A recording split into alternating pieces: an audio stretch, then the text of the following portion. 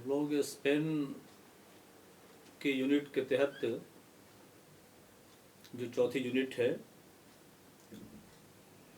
Abdurrahman दाखिल को या अब्दुर्रहमान अल-अव्वल को पढ़ रहे थे और इस पर बातें मुकम्मल हो गई थी। आज अब्दुर्रहमान अस्सानी को पढ़ना है। अब्दुर्रहमान अस्सानी को अब्दुर्रहमान अल-औसत भी कहा जाता है। इसकी वजूह क्या है, मैं इन्हें बाद में आपके गोशेगुजार करता हूँ, लेकिन ये बात ज़हन नशी होनी चाहिए कि 756 से 788 तक अब्दुर्रहमान दाखिल की हुक्मरानी रही। 788 से 796 तक अब्दुर्रहमान दाखिल का बेटा हिशाम तख्ते सल्तनत पर आया और 8 साल की हुक्मरानी के बाद हिशाम का बेटा हकम, जो हकम अव्वल है, वो 796 से 822 तक हुक्मरान रहा। जाहिर है ये हिशाम या हकम कोर्स में नहीं है आपके, मैंने ज़िम्नन ये नाम बता दिए और बीच में ये ज़माना बताया ताकि मैं बाज़ाब्ता शुरू करूं कि 822 से लेकर के 852 तक का जो दौर है वो दौर अब्दुर्रहमान अस्सानी का है या अब्दुर्रहमान अल-औसत का है। अब्दुर्रहमान अल-औसत कहे जाने की वजूह है। एक बड़ी वजह तो ये है कि जो 3 अब्दुर्रहमान हैं जिन्हें पढ़ना है इस यूनिट के तहत, पहले और तीसरे के बीच में ये अब्दुर्रहमान आता है, इसलिए इसको अब्दुर्रहमान अल-औसत कहा जाता है। एक दूसरी वजह मेरे नज़दीक ये भी है, जहाँ तक मैं समझता हूँ, कि कारनामों के लिहाज से अब्दुर्रहमान दाखिल का जो कारनामा है वो अपनी जगह मुनफरिद है, बहुत शानदार है और वो शुरुआती दौर है स्पेन में उमैया की हुकूमत का। इस लिहाज से उसका कारनामा बहुत ज़बरदस्त है। और आखिरी जो अब्दुर्रहमान है, अब्दुर्रहमान अस्सालिस, इंतहाई शबाब पर पहुंचा दिया है अंदलुस को, हर मामले में, हर मैदान में तरक्की के उरूज पर पहुंचा दिया है। और बीच में ये अब्दुर्रहमान है, कारनामों के लिहाज से भी अगर हम ये बात कहें या इसे समझा जाए तो बेजा नहीं होगा कि अब्दुर्रहमान अस्सानी को अब्दुर्रहमान अल-औसत कहा जाता है। तीसरी जो वजह है जो समझ में आती है खाकसार के, और बाज़ मौरख़ीन ने इशारा भी किया है कि अब्दुर्रहमान दाखिल को 33 साल की मुद्दत मिली खिलाफत की और अब्दुर्रहमान अस्सालिस को वो कमोबेश 50 साल की हुकूमत मिली, 50 साल की मुद्दत मिली। और इन दोनों मुद्दतों के दरमियान अब्दुर्रहमान की मुद्दत है खिलाफत की, हुक्मरानी की, वो 30 साल की मुद्दत। इस लिहाज से इसको अब्दुर्रहमान अल-औसत कहा जाता है। जाहिर है ये दो वजूह जो बाद में बताए गए वो बहुत ज़्यादा अहम नहीं है, लेकिन फिर भी नज़रअंदाज किए जाने के काबिल नहीं है, पेश नज़र रहनी चाहिए ये वजूह भी है। अब्दुर्रहमान अल-औसत का ज़माना चूँकि वो ज़माना है जबकि अब्दुर्रहमान दाखिल ने या अब्दुर्रहमान अल-अव्वल ने سارے خس و خاشاک کو، سارے حواجز و موانع کو، ساری مشکلات کو ختم کر دیا ہے اور ہر طرح سے فضا سازگار ہے، خوشگوار ہے ترقی کے لیے۔ اس میں کوئی شبہ نہیں ہے کہ ابتدا میں اسے بعض اوقات خانہ جنگیوں کا سامنا کرنا پڑا، کچھ اندرونی چیلنجز، موانع اور مشکلات تھیں، ان پر اس نے قابو پایا، اور عیسائیوں کی طرف سے بھی ایک چیلنج، بڑا چیلنج سامنے آیا کہ انہوں نے بھی اسلام کے خلاف، محمد عربی صلی اللہ علیہ وسلم کے خلاف، قرآن کے خلاف ایک مہادارائی کی۔ عبد الرحمن الاوسط یا عبد الرحمن الثانی کا یہ کارنامہ ناقابل فراموش ہے کہ ان موانع اور مشکلات پر قابو پانے کے بعد خاص طور پر جو ایک چیلنج کی شکل میں جو عیسائیوں کی طرف سے جو نبی کریم صلی اللہ علیہ وسلم پر جو سب و شتم کا سلسلہ شروع کر دیا گیا تھا، عیسائیوں کی ایک کانفرنس بلائی، اور عیسائیوں کی اس کانفرنس میں ان لوگوں سے یہ طے کرایا گیا، یا وہاں یہ تجویز عمل میں آئی، پیش ہوئی کہ آئندہ اس طرح کی حرکت کوئی نہیں کرے گا۔ تو اس کا یہ بڑا کارنامہ ہے۔ چند سالوں کے اندر ہی ملک کو، اسپین کو عبد الرحمن الثانی نے یا عبد الرحمن الاوسط نے اتنی بلندی پر پہنچا دیا تھا کہ یورپ کے لوگ اپنے سفراء بھیجنے پر شرف محسوس کرتے تھے، بڑے عزت و وقار کی بات سمجھتے تھے۔ آپ کی اطلاع کے لیے عرض ہے کہ یونان کے بادشاہ تھیوسوفیلس کا زمانہ تھا، اور اسی زمانے میں مامون اور معتصم نے حملہ کیا تھا یونان پر۔ تھیوسوفیلس نے یہ عبد الرحمن الداخل عبد الرحمن الاوسط کو یہ آفر کیا کہ ہم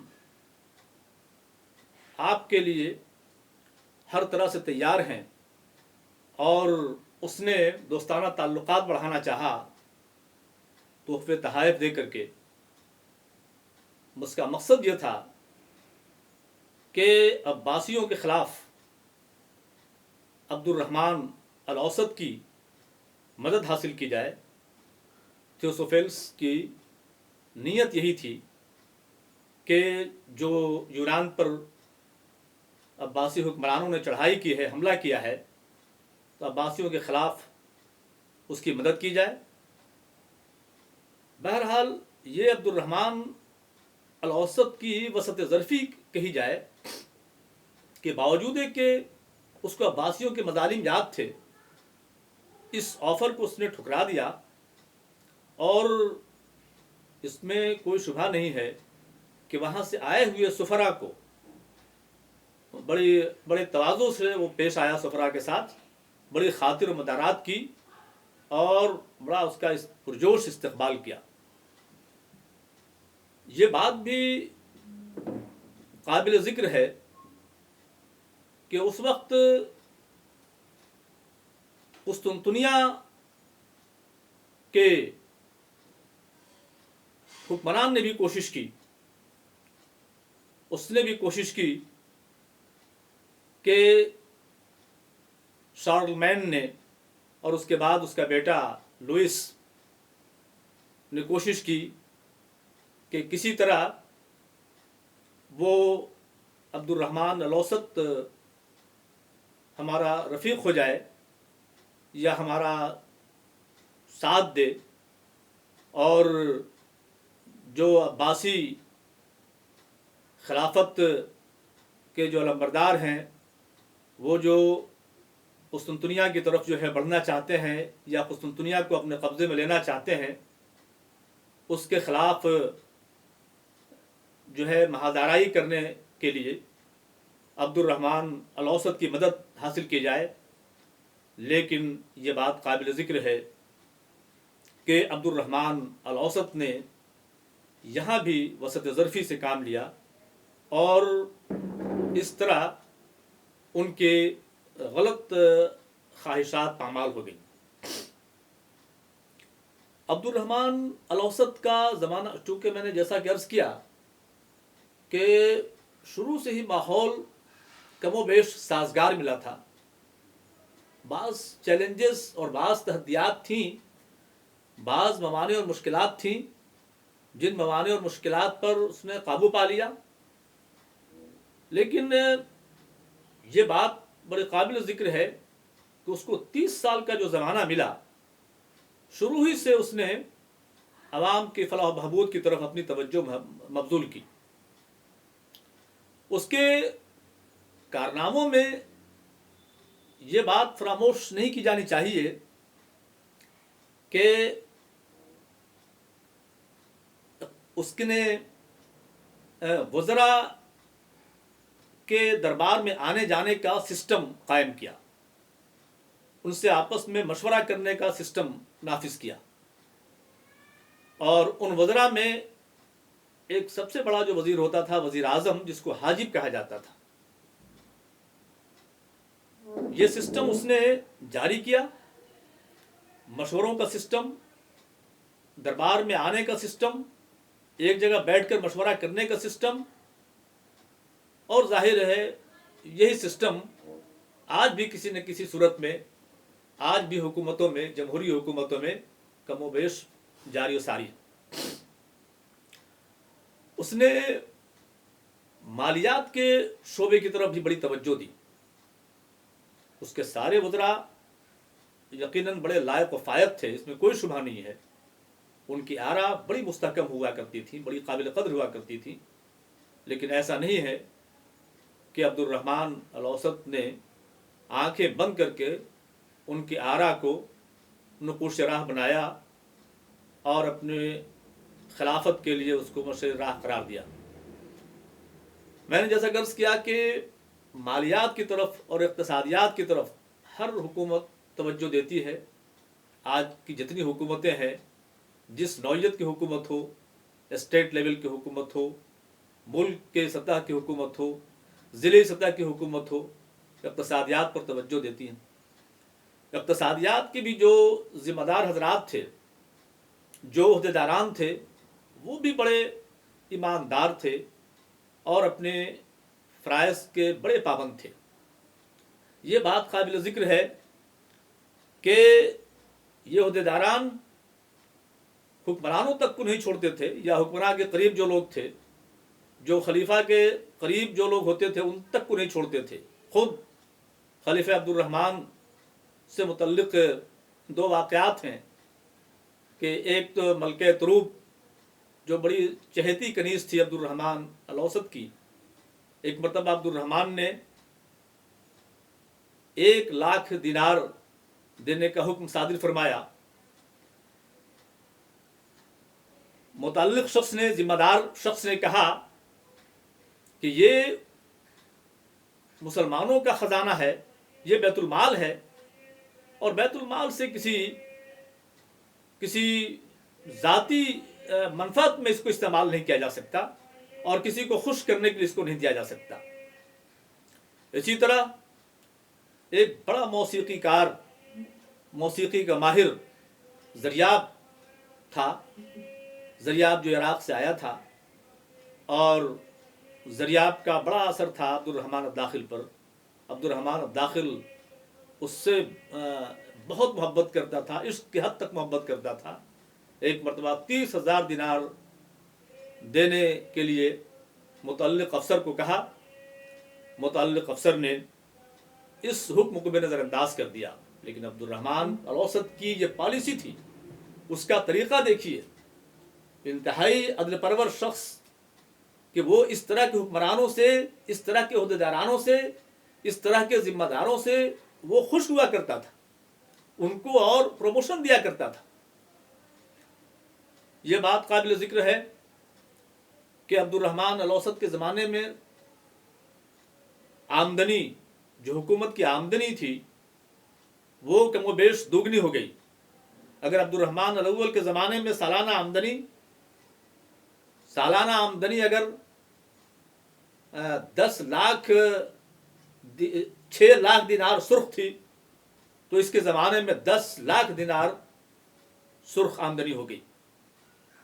और इस आमदनी के लिए जो शहरी थे, शहरियों में जो मालदार लोग हुआ करते थे, उनसे टैक्स, तजारत पे टैक्स और मालदारों से ज़कात भी वसूल की जाती थी। उसके अलावा ईसाइयों से वो रैंसम और फिदिया, वो जो है ईसाइयों से भी जिज़िया लिया जाता था। इस तरह से आमदनी को अब्दुर्रहमान अल-औसत ने बहुत ही आगे बढ़ा दिया और मुल्क की आमदनी कमोबेश दोगुनी हो गई।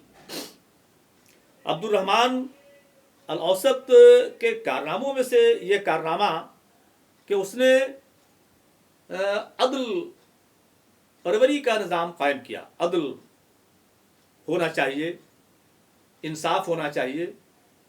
वो ये समझता था कि अगर अवाम के साथ अदल होता है, इंसाफ होता है, अगर मसावात से काम लिया जाता है, तो किसी भी हुकूमत की बका और इस्तेहकाम का दारो मदार इस अहम मुहर्रिक पर भी होता है, इस अहम सबब पर भी होता है।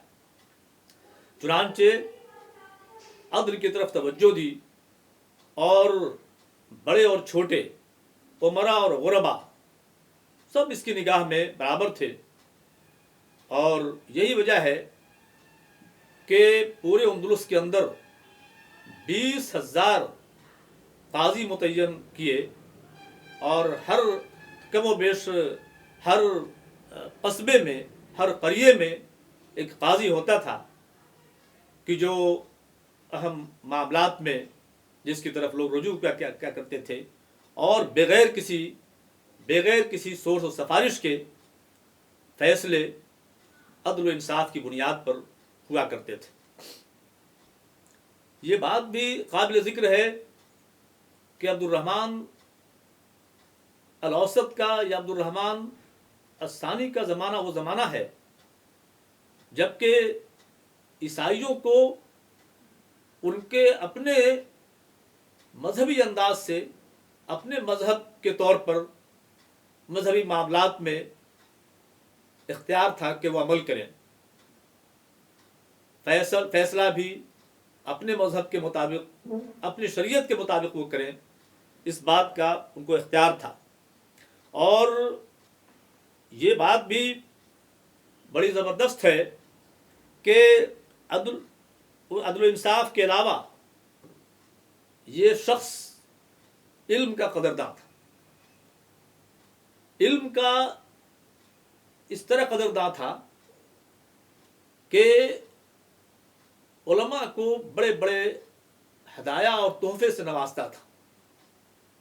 अपने ज़माने में इल्मी मबाहिस का सिलसिला शुरू किया, डिबेट्स शुरू किया और इल्म को फ़रोग़ देने के लिए उसने तरह तरह की तरकीबें इस्तेमाल की, हौसला अफजाई के लिए और उनके सताइश के लिए, अहले इल्म के सताइश के लिए तरह तरह के हदिये और तोहफे इसने दिए। और यहाँ तक के उलूम व फ़नून को जिला मिली और शेर व शायरी को भी बहुत फ़रोग़ मिला।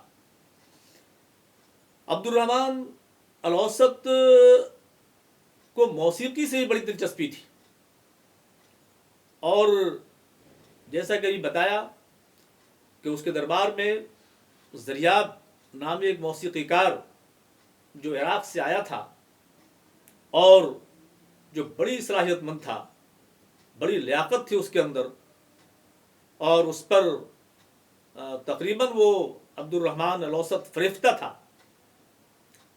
ज़रियाब को उसने बड़ी सरपरस्ती की ज़रियाब की और ज़रियाब के ज़रिए मौसीकी के फ़न को भी बड़ी जिला मिली, बड़ा उरूज मिला। तामीरात से बड़ी दिलचस्पी थी उसको।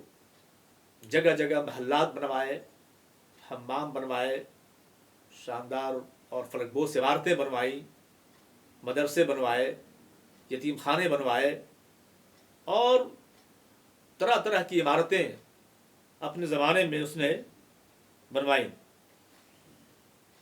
ڈاک سسٹم کا انتظام اس کا اتنا زبردست تھا کہ کسی کو کوئی شکوہ نہیں ہوا کرتا تھا۔ ڈاک سسٹم کا انتظام بہت ہی زیادہ ترقی پر تھا، بڑا عروج پر تھا، اور کبھی اس طرح سے کوئی بلا وجہ انجسٹیفائیبلی تاخیر نہیں ہوتی تھی اس سلسلے میں، اور لوگوں کو پریشانیاں پیش نہیں آتی تھیں۔ اس شعبے میں بھی لوگوں نے بڑی راحت محسوس کی۔ بحری فوج کی تیاری، بحری فوج کو بھی تیار کیا، اور بہت سے جہاز بھی تیار کروائے، بحری جہاز تیار کروائے، تاکہ اسپین کو ہر لحاظ سے کامیابی اور کامرانی سے ہمکنار کرایا جائے۔ عباسی خلفاء کی یہ خواہش رہی شروع سے کہ اسپین ان کے اندر سے چلا گیا، ان کے اختیار سے باہر چلا گیا۔ اس کا افسوس ان کو ہمیشہ رہا، اور ہمیشہ انہوں نے کوشش کی کہ کسی نہ کسی طرح سے اسپین کو اپنے حصے میں کر لیا جائے، عباسی خلافت کا اس کو ایک حصہ بنا لیا جائے۔ یہی وجہ ہے کہ دوسرے ممالک سے تعلقات عباسی خلفاء کرتے تھے اس بنیاد پر کہ دوسرے ممالک کے لوگ جو ہے اس کی مدد کریں۔ وہ بڑی تاریخی بات ہے کہ قسطنطنیہ کے بادشاہ نے جب عبد الرحمن الثانی کے پاس سفیر بھیجے اور اب مدد کی خواہش ظاہر کی اپنے لحاظ سے، تو اس نے ایک بڑی حکمت عملی یہ اختیار کی کہ ان سے فائدہ اٹھاتے ہوئے، ان کا نرم گوشہ حاصل کرتے ہوئے، شمالی فرانس کے ایک صوبے جس کا نام نیورس تھا، آج اس کا نام نیورس ہے، جو فرانس کا ایک بڑا شہر ہے، اس کے حکمراں کو ملا لیا تاکہ یہ صوبہ حائل رہے، اہل فرنگ اور اسپین کے درمیان یہ صوبہ حائل رہے، یہ حکمراں حائل رہے، اور کسی طرح کی نگاہ بد دوسرے لوگ اس صوبے کی طرف جو ہے اٹھا نہ سکیں۔ جو تو عبد الرحمن داخل نے شروع سے ہی رفاہ عامہ کے کام کیے، پبلک ویل کے کام کیے، محلات بنوائے، مدرسے بنوائے، یتیم خانے بنوائے، شفا خانے بنوائے، اور علم و فنون کا بازار گرم کر دیا۔ علماء کی قدردانی کے ذریعے علم و فنون کا بازار گرم کیا، اقتصادیات کو بہت بلندی پر پہنچا دیا، عدل و انصاف کا بول بالا ہوا اس کے زمانے میں۔ یہ سارے کارنامے ہیں عبد الرحمن الثانی کے یا عبد الرحمن الاوسط کے، اور عبد الرحمن الاوسط کے اندر اپنی صلاحیت تھی، اس میں کوئی شبہ نہیں۔ یہ تینوں جو عبد الرحمن ہیں، عبد الرحمن الاول ہوں یا عبد الرحمن الثانی ہوں یا عبد الرحمن الثالث ہوں، تینوں کے اندر اپنی صلاحیتیں بھی تھیں، لیکن خوش قسمتی یہ ہے کہ ان تینوں کو جو ان کے متعلقین ملے، ان کے وزراء ملے، ان کے جو ہیلپرس اور ان کے جو مددگار ملے، انہوں نے ایکسلریٹر کا کام کیا ترقی کے معاملے میں. میں عرض کرنا چاہتا ہوں، آپ کے گوش گزار کرنا چاہتا ہوں کہ عبد الرحمن الاوسط کے زمانے میں 4 لوگوں کے اثرات، 4 شخصیتیں ایسی ہیں کہ جن شخصیتوں کا اثر عبد الرحمن پر رہا، اور ان شخصیتوں نے ملک کو آگے بڑھانے کے لیے اپنے لیول سے، اپنی سطح سے، اسپین کی ترقی کے لیے اپنی سطح سے، اپنے لیول سے کوشش کی. سب سے پہلی شخصیت کا نام یحییٰ بن یحییٰ ہے، جو مذہبی لحاظ سے عبد الرحمن پر بہت حاوی تھا. عبد الرحمن مذہبی امور میں اسی کی طرف رجوع کرتا تھا، بلکہ مذہبی معاملات میں عبد الرحمن اس کو سخت سست بھی کہہ دیا کرتا تھا. اور اس کا یحییٰ بن یحییٰ اس کو سخت سست بھی کہہ دیا کرتا تھا عبد الرحمن الاوسط کو، لیکن عبد الرحمن الاوسط کبھی برا نہیں مانتا تھا. تو یحییٰ بن یحییٰ کا بڑا اثر و رسوخ تھا عبد الرحمن پہ. دوسری شخصیت ہے زریاب کی. جیسا کہ میں نے عرض کیا کہ یہ عراق سے آیا تھا اور بڑی صلاحیت تھی اس کے اندر، موسیقی کا ماہر تھا اور اس سے بڑی محبت کرتا تھا، عشق کی حد تک اس سے محبت تھی.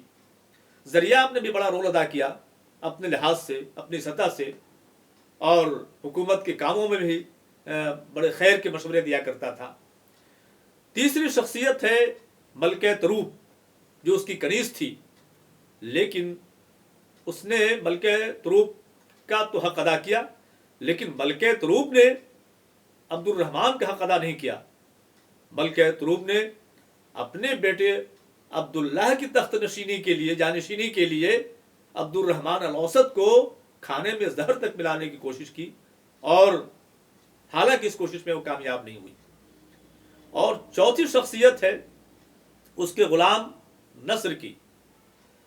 یہ 4 شخصیتیں ایسی تھیں جنہوں نے عبد الرحمن الاوسط کو، یا عبد الرحمن دا مڈل کو، عبد الرحمن دا سیکنڈ کو کامیابی اور کامرانی کی منزل تک لے جانے کے لیے بڑی مدد کی. اگر یہ کہا جائے تو بیجا نہیں ہوگا کہ عبد الرحمن کی اپنی صلاحیتیں بالکل الگ، منفرد، لیکن ان 4 اشخاص نے عبد الرحمن کی شخصیت کو، اس کی صلاحیت کو سیقل کرنے میں، اس کو منظر عام پر لانے میں بڑا اہم رول ادا کیا. اور یہ 4 شخصیات اپنے اپنے فن میں، کسی نے مذہبی لحاظ سے، تو کسی نے ادبی اور فنی لحاظ سے، موسیقی کے میدان میں، کوئی حکومت کے کام کاج میں شریک ہو کر کے، اور کوئی عبد الرحمن کے ساتھ کی معیت اور رفاقت اختیار کر کے، ہر طرح سے ان 4 شخصیتوں نے ساتھ دیا. گویا عبد الرحمن کی کامیابی میں ان 4 شخصیتوں کو بھی دخیل شمار کیا جانا چاہیے، ان 4 شخصیتوں کو کنسیڈریبل قرار دیا جانا چاہیے. یہ 4 شخصیتیں قابل لحاظ ہیں. گویا عبد الرحمن کے یہ کارنامے، جیسا کہ میں نے عرض کیا کہ ایک طرف ادب اور ثقافت کے لیے علم کی قدردانی کی، اس نے ادب اور ثقافت کو آگے بڑھایا، شاندار محلات اور فروغ عمارتیں تعمیر کرائیں، آبپاشی کا اچھا انتظام کرایا، اقتصادیات کو آگے بڑھایا، عدل اور مساوات قائم کی، بحری فوج تیار کیا،